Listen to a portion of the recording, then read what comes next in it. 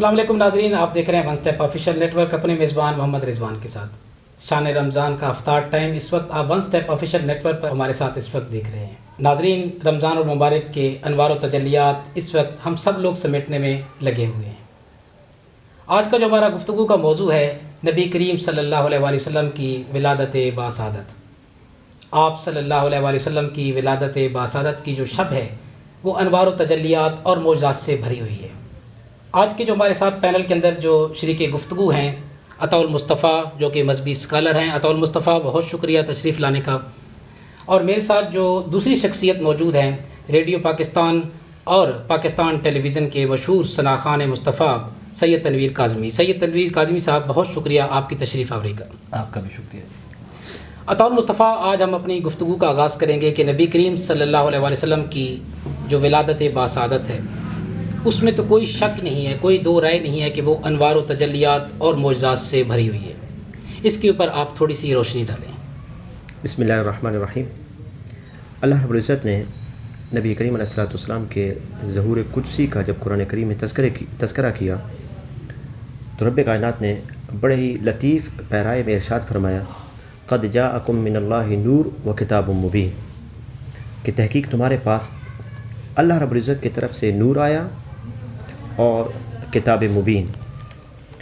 اجلہ مفسرین کرام یہ فرماتے ہیں کہ اس آیات مبارکہ میں اللہ رب العزت نے جب نور کا ذکر فرمایا تو نور سے مراد نبی کریم رؤوف الرحیم سید المرسلین کی ذات بابرکات ہے، اور کتاب مبین سے مراد کتاب ہدایت قرآن پاک ہے۔ امام ابو الحسن الاشعری جو امام عقیدہ ہے وہ فرماتے ہیں کہ انہ تعالی نور لیس کالانواری، کہ اللہ رب العزت وہ نور ہے جس کی مثل کوئی نور نہیں۔ وروح النبوۃ القدسیۃ لمعۃ من نورہ، اور نبی کریم علیہ الصلوۃ والسلام نور خدا کی چمک ہے۔ والملائکۃ شرر تلک الانوار، اور تمام کے تمام ملائکہ انہی انوار سے جھڑے ہوئے نور کے ٹکڑے ہیں۔ یہ امام ابو الحسن اشعری کی کہی ہوئی بات جو امام عقیدہ ہیں۔ جب ہم امام صوفیہ کی طرف جاتے ہیں، امام ابو الحسن علی الشاذلی کی طرف، تو وہ بھی بڑی خوبصورت بات کہتے ہیں اشعار کی صورت میں۔ وہ فرماتے ہیں کہ عیسیٰ و آدم و صدور جمیعہم ہم اعین وہو نورھا لما وردا، کہ عیسیٰ سے آدم تک تمام انبیاء اور رسل یہ آنکھیں ہیں۔ عیسیٰ سے آدم تک تمام انبیاء اور رسل یہ آنکھیں ہیں، اور ان آنکھوں کا نور نبی کریم علیہ الصلوۃ والسلام ہے۔ سبحان اللہ۔ یہ امام ابو الحسن علی الشاذلی نے فرمایا جو امام صوفیہ ہیں۔ وہ پھر آگے فرماتے ہیں لو ابصر الشیطان طلعت نورہ، کہ اگر شیطان چشم بصیرت سے نور مصطفیٰ کو دیکھ لیتا، فی وجہ آدم لو کان اول ساجدہ، اگر پیشانی آدم میں شیطان چشم بصیرت سے نور مصطفیٰ کو دیکھ لیتا تو سب سے پہلے سجدہ ریز ہونے والا وہ شیطان ہوتا۔ ادراک اس کو ہو جاتا، ادراک ہو جاتا، لیکن نور مصطفیٰ کے ادراک کے لیے، نور محمدی کے ادراک کے لیے چشم بصیرت ضرورت۔ بالکل صحیح۔ تو اس کے پاس چشم بینا نہیں تھی، اس کو چشم بصیرت حاصل نہیں تھی۔ تو آج ہم چونکہ نبی کریم علیہ الصلوۃ والسلام کی ولادت کی بات کر رہے ہیں تو ہم یہ سمجھتے ہیں کہ نبی کریم علیہ الصلوۃ والسلام کی ولادت باسعادت کی انوار و تجلیات کو جاننے اور سننے کے لیے اللہ رب العزت سے ہمیں چشم بصیرت طلب کرنی چاہیے، ہمیں وہ محبت، وہ معرفت طلب کرنی چاہیے تاکہ رب کائنات وہ انوار و تجلیات ہمیں بھی نصیب فرمائے۔ حضرت آمنہ سلام اللہ تعالیٰ علیہا وہ فرماتی ہیں کہ جب نبی کریم علیہ الصلوۃ والسلام کا وجود پاک وہ میرے جسم میں منتقل ہوا تو اب حالت بدل گئی۔ اب جب میں گھر میں چلا کرتی تھی تو جو زمین پر موجود پتھر تھے وہ میرے قدموں کے نیچے نرم اور ملائم ہو جایا کرتے۔ سبحان اللہ۔ سید عالم کا جب وجود مجھ میں منتقل ہوا، میں جب سفر کرتی تو بادل مجھ پر سایہ فگن ہو جاتے، اگر میں کنویں پر جاتی تو مجھے ڈول لٹکانے کی حاجت محسوس نہ ہوتی، بلکہ پانی مجھے دیکھ کر خود بخود کناروں تک آ جایا کرتا۔ یہ حضرت آمنہ رضی اللہ تعالیٰ عنہ انہوں نے فرمایا۔ اور پھر وہ فرماتی ہیں کہ نبی کریم علیہ السلام کی ولادت سے پہلے جتنے ماہ گزرے، حضرت آدم سے لے کر حضرت موسیٰ و عیسیٰ تک انبیاء اور رسل آ کر مجھے بشارتیں دیتے رہے۔ پہلے حضرت آدم علیہ السلام تشریف لائے، پھر حضرت نوح علیہ السلام تشریف لائے، پھر حضرت ابراہیم علیہ السلام تشریف لائے، پھر حضرت موسیٰ علیہ السلام، حضرت عیسیٰ علیہ السلام، حضرت اسماعیل علیہ السلام، حضرت شیس علیہ السلام، یہ انبیاء کرام آ کر نبی کریم علیہ السلام کی ولادت باسعادت کی مجھے بشارت دیتے رہے۔ اور جب ماہ ولادت آیا جس میں نبی کریم علیہ السلام کی ولادت باسعادت ہوئی، اس ماہ وہ فرماتی ہیں کہ رب کائنات نے پورے عالم میں انوار و تجلیات سے عالم کو روشن کر دیا۔ سید عالم نے خود اظہار فرمایا، آپ نے بعض علامتوں کا خود بیان فرمایا کہ جو ماہ ولادت تھا اس مہینے رب کائنات نے کسریٰ کے شاہی محل میں زلزلہ برپا کیا، جس سے محل کے 14 کنگرے وہ گر گئے۔ اور اسی طرح جو نبی کریم صلی اللہ علیہ وسلم کی جو شب ولادت تھی، ماہ ولادت اس کے معجزات میں شامل ہے۔ یہ ماہ ولادت کے معجزات میں شامل ہے کہ شاہ کسریٰ کے محل کے 14 کنگرے گر گئے۔ اور اسی طرح جو شاہ کسریٰ تھا اس کے سر سے تاج شاہی گر پڑا۔ یہ نبی کریم علیہ السلام کی ولادت سے پہلے یہ معجزات ظاہر ہوئے۔ اور اسی طرح آتش قدح فارس کو بجھا دیا گیا۔ اب یہ کیوں ہوا؟ آتش قدح فارس اس لیے بجھایا گیا، مفسرین یہ کہتے ہیں اہل محبت، کہ چونکہ سید عالم کی ولادت پر رب کائنات نے جہنم کی آتش کو بجھا دینا تھا، اب یہ دنیا کی آتش کی کیا مجال تھی کہ وہ جلتی رہتی۔ اور مصطفیٰ ایک جو آپ بتا رہے کہ جو نبی کریم صلی اللہ علیہ وسلم کی جو ماہ ولادت تھا، یہ آتش قدح، آپ کو آتش قدح کا جس کا آپ نے ذکر کیا فارس کا کہ وہ بجھ گیا، اس کے جو چراغ بجھ گئے، یہ ماہ ولادت کے اندر تھا، یہ شب ولادت کے اندر یہ واقعہ آتا ہے؟ یعنی ماہ ولادت سے شب ولادت تک بہت سے معجزات کا ظہور ہوا، کیونکہ کچھ لوگ اس واقعے کو مختلف انداز سے کوٹ کرتے ہیں۔ ماہ ولادت میں یعنی شب ولادت کچھ علامتوں کا ظہور ہوا اور کچھ کا اسی ماہ میں ظہور ہوا۔ ان میں سے یہ علامتیں شامل ہیں کہ کسریٰ کو جو شاہ کسریٰ تھا اس کا تاج شاہی گر پڑا۔ اب وجہ کیا تھی، کیوں اس کا تاج شاہی رب کائنات نے گرا دیا؟ اس کے پیچھے حکمت یہ تھی کہ اب وہ آنے والا ہے جس نے الفقر و فخری کا نعرہ بلند کرنا ہے، جس نے اپنا جو دربار ہے وہ کھجور کی چٹائی پر لگانا ہے، جس نے ٹوٹے ہوئے حجرے میں قیام کرنا ہے۔ اب اس نے آنا ہے، اور اس نے آنا ہے جس نے دعا کرنی ہے کہ یا رب مجھے مساکین میں زندہ رکھ۔ اس نے آنا ہے جس نے کہنا ہے اللہم احشر فی زمرۃ المساکین، یا اللہ تم قیامت کے دن مجھے مساکین کے ساتھ اٹھا۔ تو انہوں نے چونکہ تشریف لانا ہے تو رب کائنات نے جو اس وقت کے شاہان وقت تھے ان کے سروں سے تاج شاہی گرا دیے کہ وہ آنے والا ہے جس نے غرباء میں بیٹھ کر، فقراء میں بیٹھ کر، مساکین میں بیٹھ کر فخر کا اظہار کرنا ہے۔ تو سید عالم کی ولادت باسعادت اور پھر آپ کی ماہ ولادت اور شب ولادت، رب کائنات نے اتنی علامتوں کا اظہار فرمایا۔ حضرت عبد المطلب رضی اللہ تعالیٰ عنہ، سید عالم صلی اللہ علیہ وسلم کے دادا، وہ ارشاد فرماتے ہیں کہ میں خانہ کعبہ کا طواف کر رہا تھا کہ دوران طواف میں نے دیکھا کہ کعبہ سجدہ ریز ہو گیا، اور کعبے نے اس وقت کعبے سے مجھے یہ آواز آئی کہ نبی کریم علیہ السلام کا احمد مجتبیٰ کی ولادت ہو گئی، اور حضرت سیدہ آمنہ کو لوگ مبارکباد دینے کے لیے آ رہے ہیں، فرشتے آ رہے ہیں، انبیاء کرام آ رہے ہیں، انبیاء کرام کی ازواج آ رہی ہیں۔ تو حضرت عبد المطلب فرماتے ہیں کہ میں نے کعبہ کو سجدہ ریزی دیکھا۔ حضرت حسان ابن ثابت فرماتے ہیں جو ثنا خان تھے، وہ فرماتے ہیں کہ میری عمر اس وقت 8 یا 9 سال تھی، اور میں مدینہ المنورہ میں اس وقت موجود تھا، لیکن مجھے اتنا شعور تھا کہ بات مجھے سمجھ آتی۔ تو وہ فرماتے ہیں کہ میں نے ایک یہودی کو دیکھا کہ وہ پہاڑ پر جا کے چڑھا، اور اس نے وہاں کھڑے ہو کر یہ آواز لگائی کہ احمد مجتبیٰ کا ستارہ آج کی رات طلوع ہو گیا۔ یہ حضرت حسان ابن ثابت نے فرمایا کہ رب کائنات نے پوری دنیا میں رب کائنات نے سید عالم کی ولادت باسعادت پر منادی کرا دی۔ تو جو اہل محبت ہیں، جو اہل معرفت ہیں، انہوں نے نبی کریم علیہ السلام کی شب ولادت کو جتنی بھی راتیں ہیں ان سے افضل قرار دیا۔ بے شک حضرت امام قسطلانی سے لے کر شیخ محقق شاہ عبدالحق محدث دہلوی تک جتنے بھی اہل محبت گزرے انہوں نے یہ بات لکھی کہ نبی کریم علیہ السلام کی شب ولادت وہ شب قدر سے افضل ہے بلکہ ہر رات سے افضل ہے. سید احمد الدین گانگوی سے کسی نے یہ پوچھا کہ یہ جو شب قدر ہے وہ تو 1000 راتوں سے افضل ہے تو شب میلاد سے وہ کیوں افضل؟ تو انہوں نے جواب دیا کہ یہ بات بالکل درست ہے کہ شب قدر 1000 راتوں سے افضل لیکن 1000 لیلہ قدر اس شب پر قربان جس رات نبی کریم علیہ السلام دنیا میں تشریف لائے. کیونکہ اگر آپ نہ آتے تو نہ ہمیں قرآن ملتا نہ ہمیں رمضان ملتا نہ ہمیں شب قدر ملتی. وجہ وجود کائنات نبی کریم علیہ السلام کی تو سید عالم صلی اللہ علیہ وسلم کی برکت سے چونکہ یہ ساری نعمتیں ہمیں ملیں اس لیے محققین نے یہ کہا کہ نبی کریم علیہ السلام کی ولادت باسعادت کی رات وہ تمام راتوں سے افضل ہوگی. بے شک بالکل.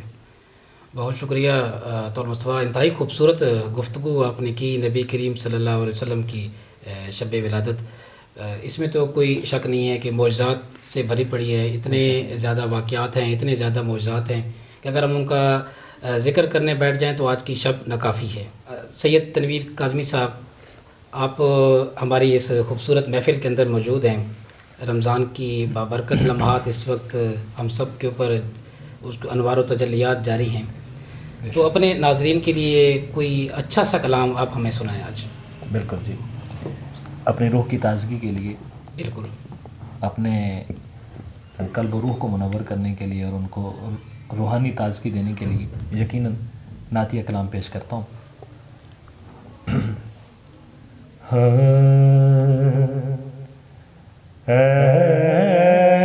رسول امین خاتم المرسلین رسول امین خاتم المرسلین تجھ سا کوئی نہیں تجھ سا کوئی نہیں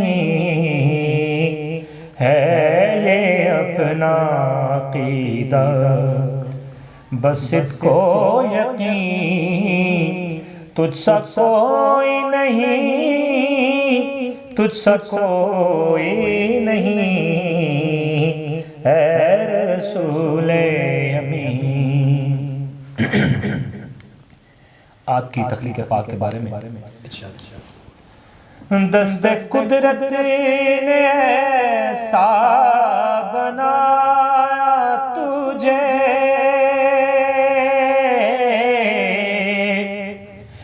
جملہ صاف سے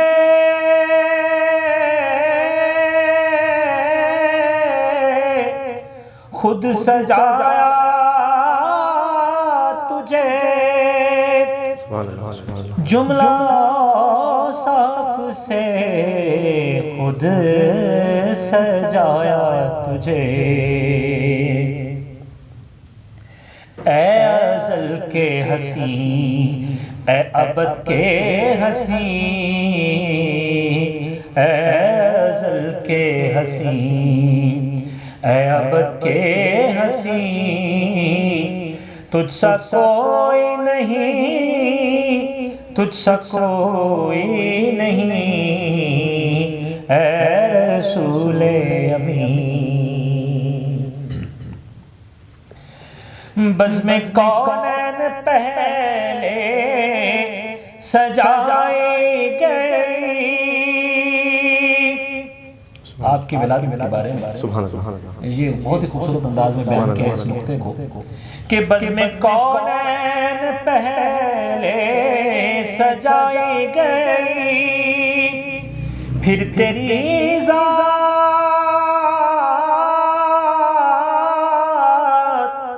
منظر پہ لائی گئی پھر تیری ذات منظر پہ لائی گئی اور سید الاولی سید الآخری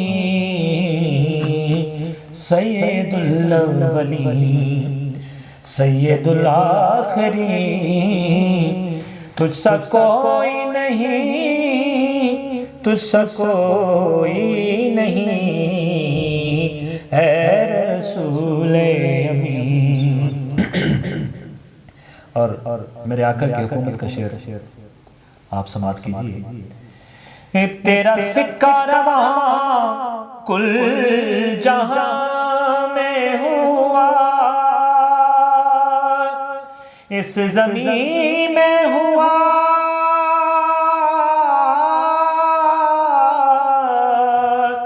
آسمان میں ہوا، اس زمین میں ہوا،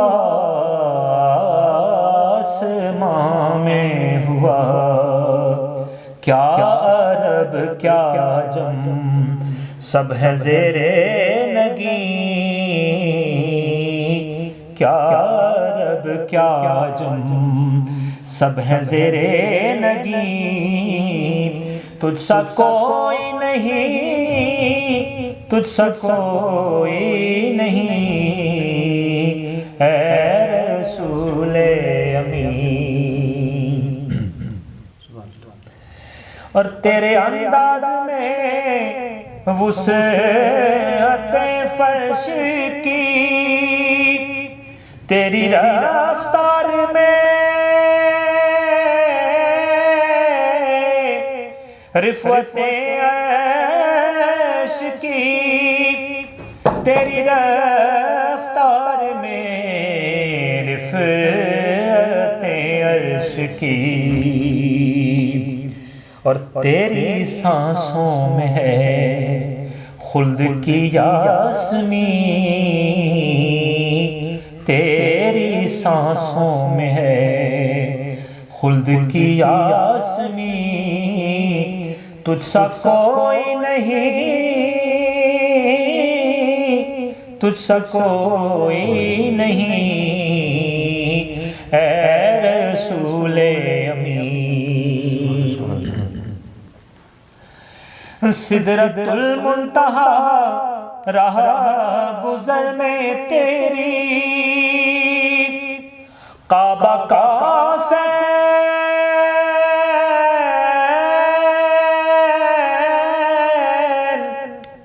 گرد سفر میں تیری، کعبہ کا سین گرد سفر میں تیری، تو ہے حق کے کریم، حق ہے تیرے کریم، تو ہے حق کے کریم، حق ہے تیرے کریم، تجھ سا کوئی نہیں، تجھ سا کوئی نہیں، اے رسول امین۔ کہ مصطفیٰ مجتبیٰ تیری مدح و ثنا، میرے بس میں نہیں، دسترس میں نہیں، مصطفیٰ مجتبیٰ تیری مدح و ثنا، میرے بس میں نہیں، دسترس میں نہیں، دل کو ہمت نہیں، لب کو اشارہ نہیں،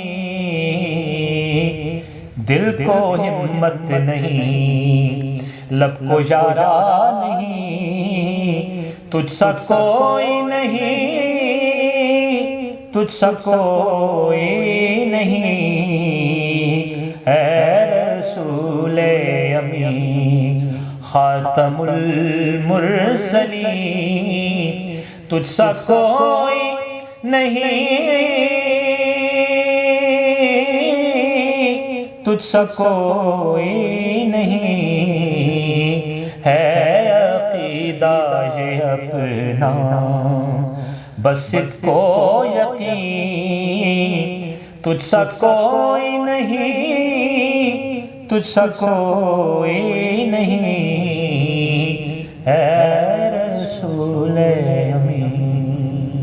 بہت خوبصورت کلام شاہ صاحب نے پیش کیا، روح کی تازگی ہو گئی۔